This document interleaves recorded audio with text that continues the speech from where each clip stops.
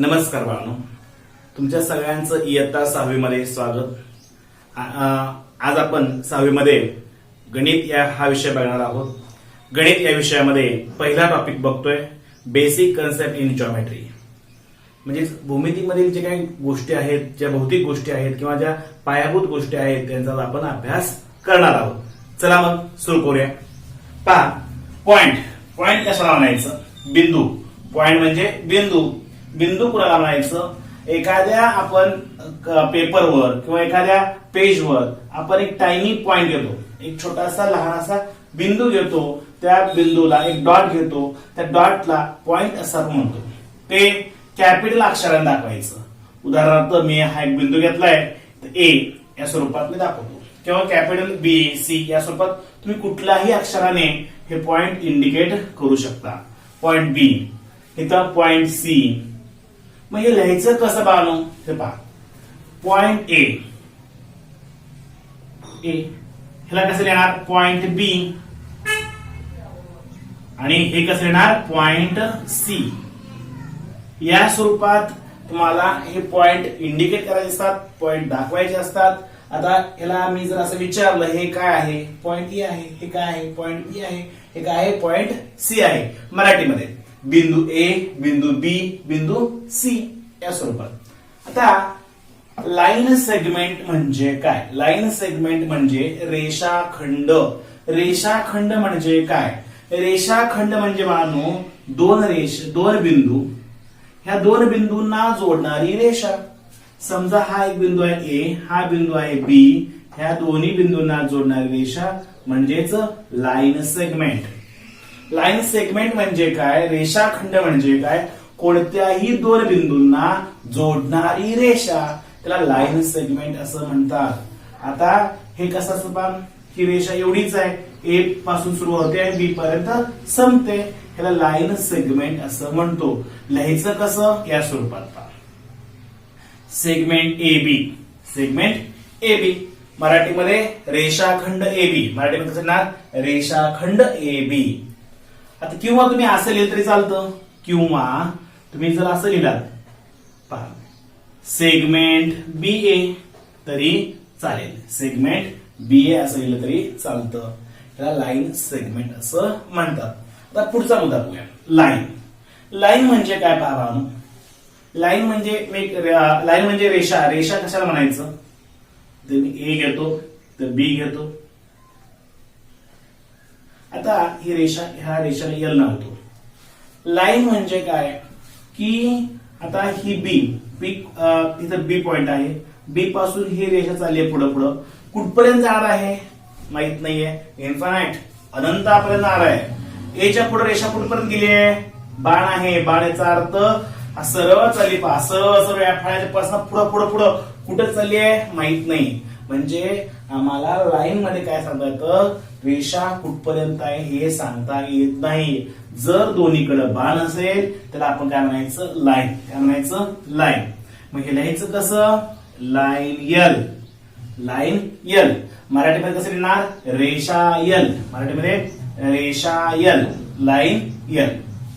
Line म्हणजे काय? दोन्हीकडे जर बाण असेल, त्याचा अर्थ काय होतो? इकडचा बाण आहे, हा कसा आहे? अनंतापर्यंत आहे.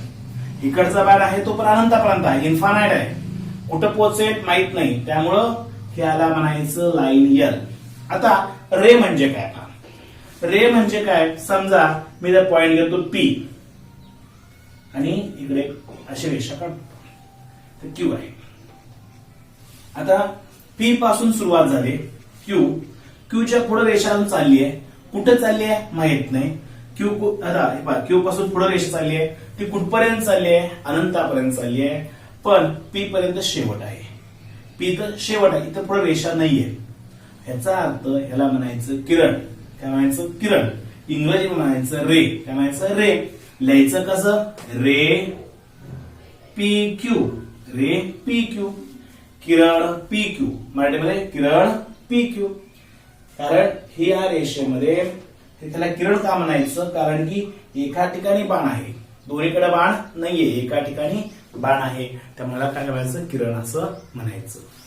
आता बाण हे झाले काही महत्वाच्या गोष्टी, महत्वाचे कन्सेप्ट. आता अजून काही महत्वाचे कन्सेप्ट आहेत ते देखील बघूया. चला आता पुढचे काही मुद्दे बघूया आपण. कोलिनियर पॉइंट म्हणजे काय पहा. कोलिनियर पॉइंट आणि नॉन कोलिनियर पॉइंट आणि प्लेन पॅरल लाईन याच्याविषयी सध्या थोडीशी माहिती आपण बघूया. आता कोलिनियर पॉइंट म्हणजे काय, दोन किंवा दोनपेक्षा जास्त बिंदू एकाच रेषेवर असेल त्या रेषेला एकरेषीय बिंदू असे आपण म्हणतो. त्याला कोलिनियर पॉइंट असे म्हणतात.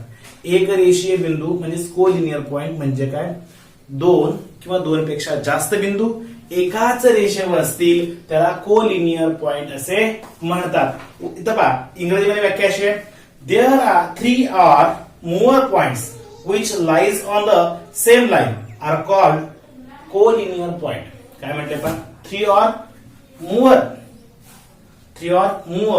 points lies on a line. This line is called as collinear line. त्या रेषेला आपण काय म्हणूया, कोलिनियर पॉइंट किंवा एक रेषीय बिंदू असे म्हणूया. चला आता मी आकृती काढून दाखवतो पहा. कोलिनियर पॉइंटची आकृती काढून दाखवतोय. समजा इथे एक रेषा काढली मी. ह्या रेषेवर पॉइंट ए आहे, बी आहे, पॉइंट सी आहे, पॉइंट डी आहे. मग point A B C D हे काय आहेत बानो, तर एक रेषीय बिंदू आहेत. Point A B C D हे काय कोलिनियर पॉइंट आहेत. समजते. कोलिनियर म्हणजे काय, तीन किंवा तीनपेक्षा जास्त बिंदू एकाच रेषेवर असले पाहिजे, त्याला काय म्हणायचं, एक रेषीय बिंदू कोलिनियर पॉइंट. दुसरं बघूया, non collinear point. Non collinear point म्हणजे काय पहा, point does not lies on the same line are called non-collinear point.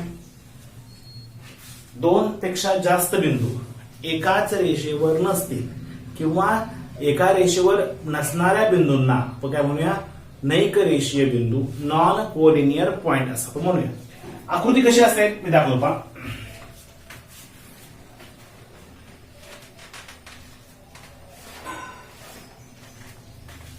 एक रेषा काढली आहे. ह्या रेषेवर पॉइंट घेतोय मी ए बी, वर एम घेतोय, खाली एन घेतोय. आता मला सांगा हे सगळेच बिंदू एका रेषेवर आहेत का बाळांनो? ए एम एन बी हे एका रेषेवर आहेत का? नाही आहेत. एका रेषेवर नसल्या कारणाने आपण त्याला काय म्हणायचं, नॉन कोलिनियर पॉइंट, नैक रेषीय बिंदू. आता पुढचा मुद्दा बघूया. काय म्हणते बा, प्लेन. प्लेन म्हणजे काय, प्रतल. प्रतल म्हणजे नेमकं काय, प्रतल म्हणजे आकृती कशी असेल पहा. एक चौकोन काढतोय मी, तर आपण प्रतल असं म्हणूया.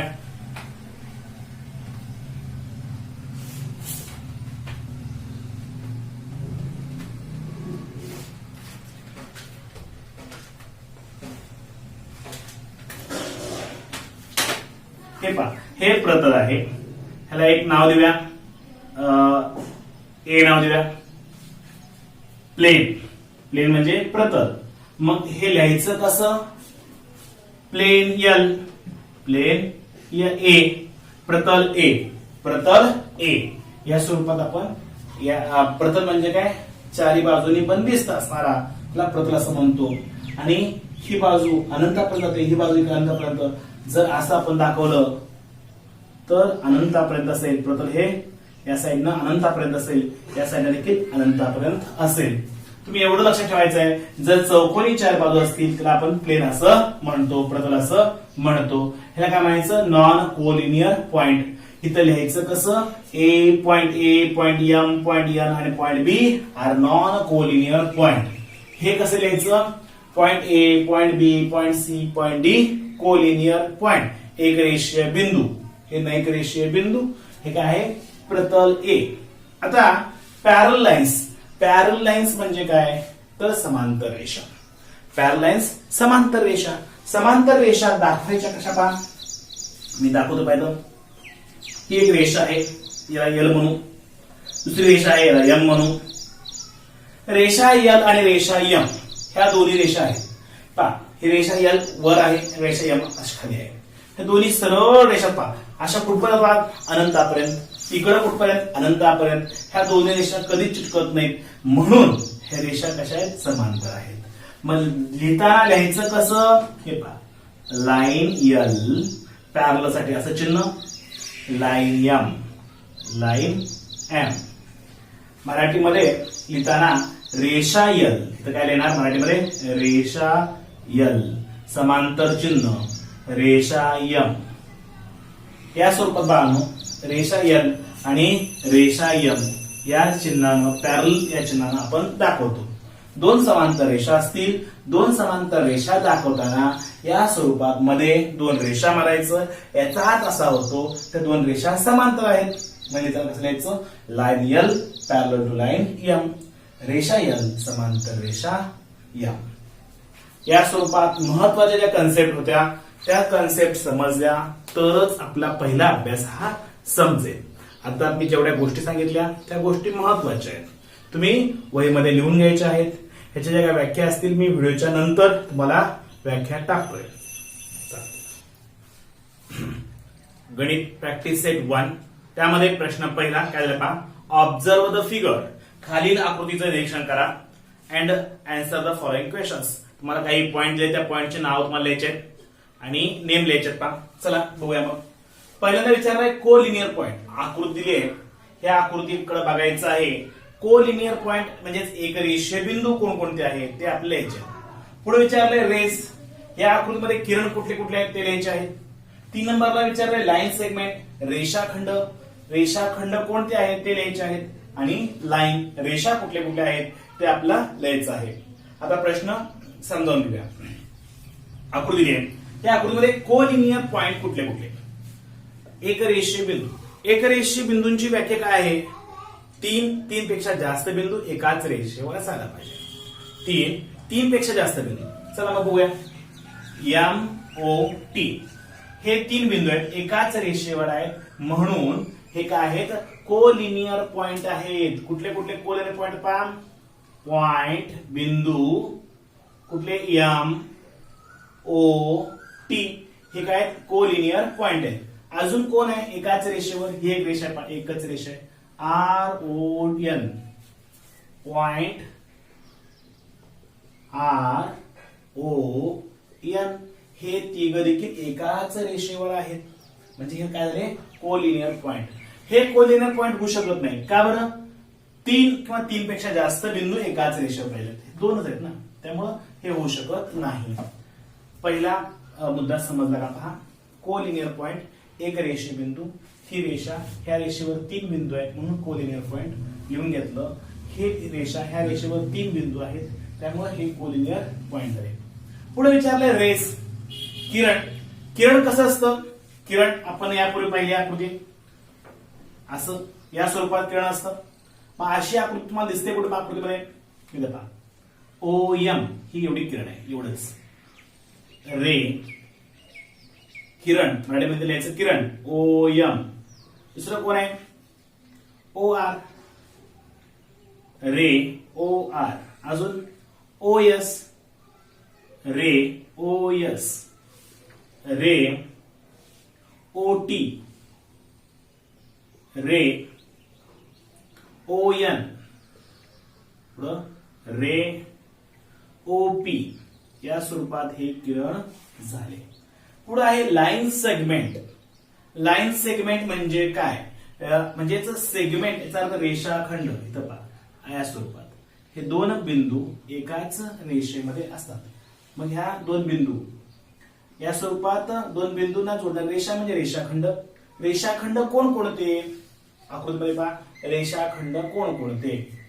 हा किरण आहे, फक्त एवढाच जर घेतलं तर हा रेषाखंड होतो, एवढाच जर घेतलं तर हा रेषाखंड होतो, एवढा घेतलं की हा रेषाखंड, हा एवढा घेतला की रेषाखंड, हा एवढा रेषाखंड, हा एवढा रेषाखंड.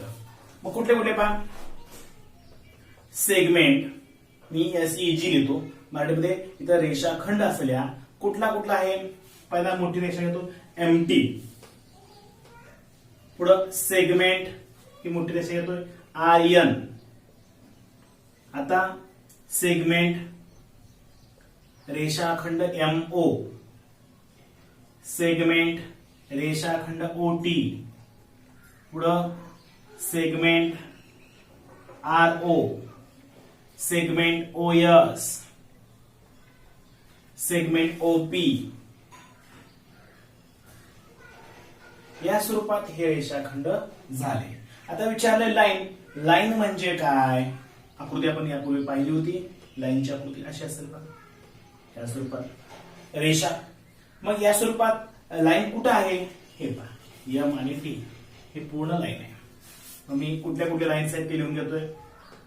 लाईन एम टी स्वल्पविराम लाईन आर एन,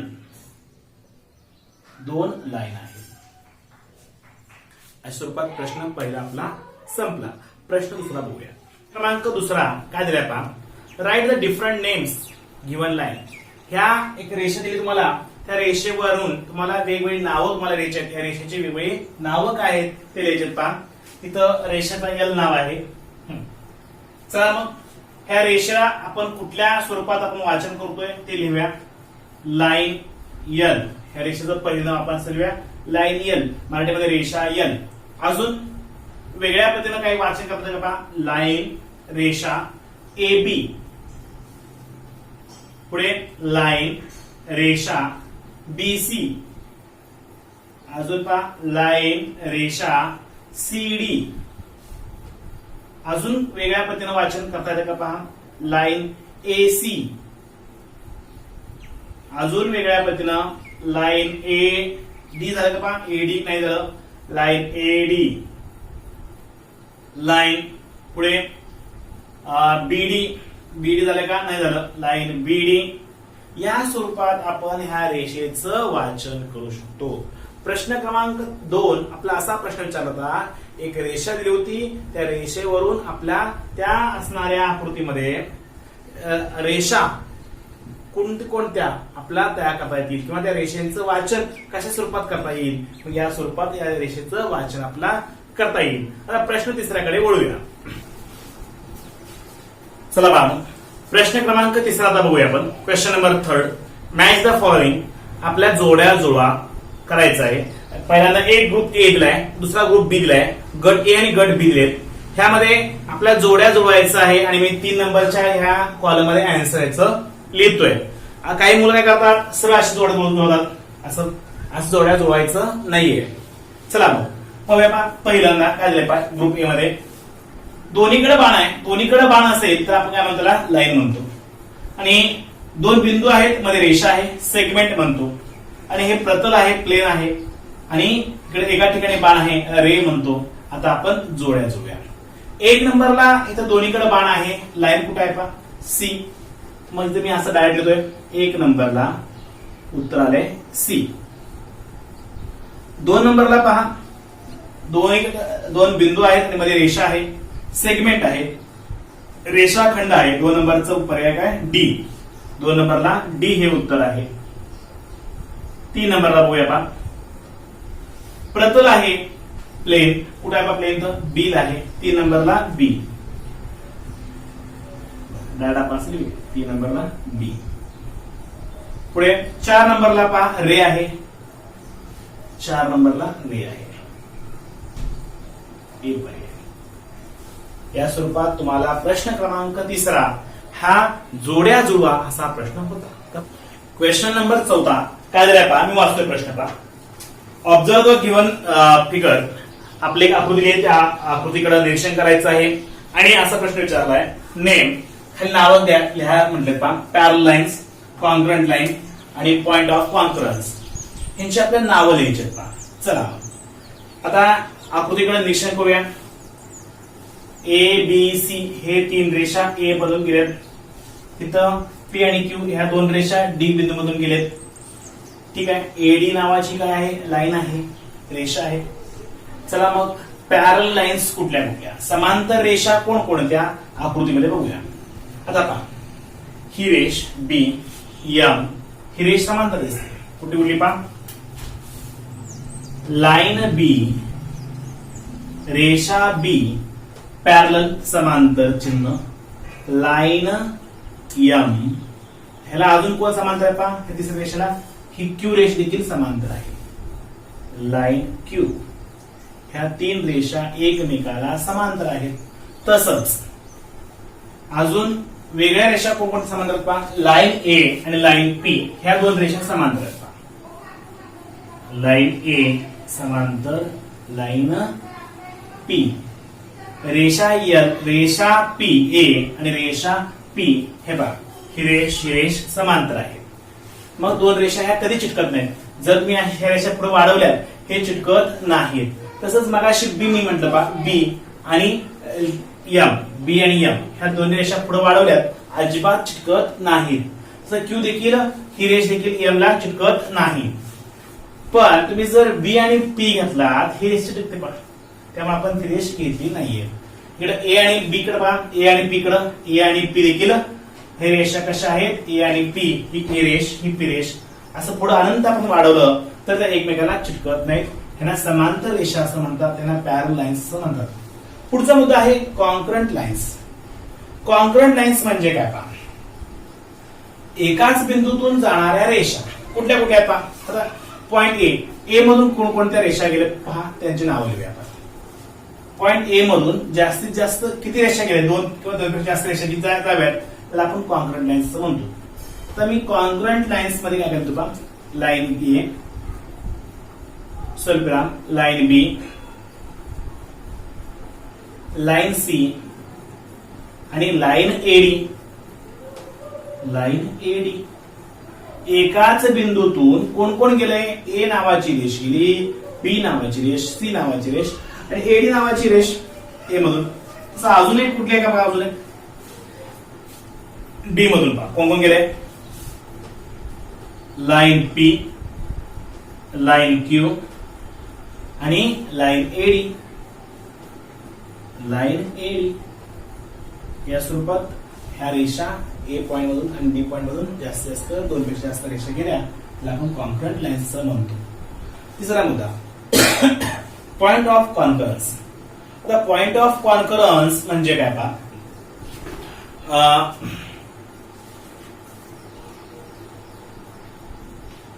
दोन पेक्षा जास्त रेषा, दोन व दोन पेक्षा, पॉइंट ऑफ कॉन्करन्स म्हणजे काय पहा, दोन व दोन पेक्षा जास्त रेषा एकाच बिंदूतून गेल्या असतील त्याला कॉन्करन्स पॉइंट असं म्हणतात. आता मग अशा कुठल्या रेषा आहेत पहा, हे पहा ही रेष, ही रेष, ही रेष आणि एडी रेष हे ए बिंदूमधून गेले म्हणून पॉइंट ए, बिंदू ए हा काय आहे, पॉइंट ए कॉन्करन्स पॉइंट आहे, संपात बिंदू मराठीमध्ये. डी हा देखील संपात बिंदू आहे, पॉइंट डी. या स्वरूपात बाळांनो आपला प्रॅक्टिस सेट पहिला संपला. तुम्ही सर्वांनी या प्रॅक्टिस सेट 1 वर रिव्हिजन करा, पुन्हा पुन्हा लिहून करा. या व्हिडिओच्या नंतर मी महत्वाचे काही कन्सेप्ट आहेत त्या तुम्हाला मी फोटो टाकतो, ते फोटो काय करा लिहून घ्या. मग तुम्हाला मी लाईन, सेगमेंट याची बद्दलची माहिती सांगितली त्या व्याख्या सगळ्या तुम्हाला देतोय, ते लिहून करा. ओके.